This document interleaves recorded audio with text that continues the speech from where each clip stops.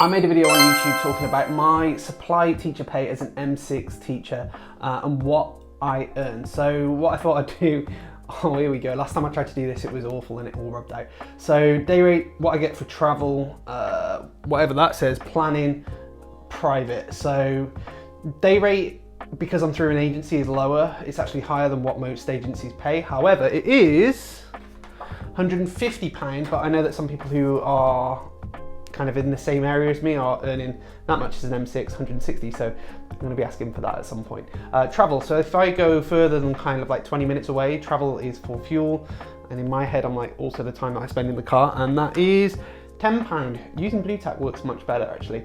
Planning, so if sometimes there's schools that, you know, the teacher's gone off and they're unable to plan, I will then get an additional amount for planning the lesson, because obviously that's time that I have to spend in the evening. As a long-term supply, obviously that's built in to the pay, and you actually get more money for doing like long-term supply. Planning rate, extra £20, £25 is what I've been offered. Now, this one's an interesting one, private schools. Private schools are longer and as a result do pay more. When I've done private school in the past, I actually taught secondary, which was really refreshing. First time I taught secondary, but I wasn't expecting it.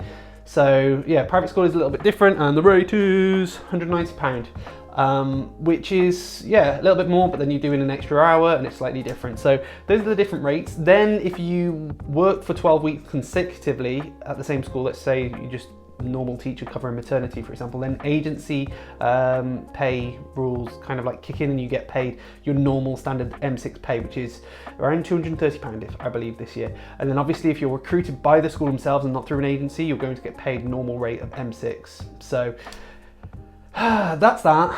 My video that I created on YouTube is a lot more comprehensive and goes into things a little bit further about different bits and pieces that you need to be aware of. So yeah, hope that helps. Follow me for more.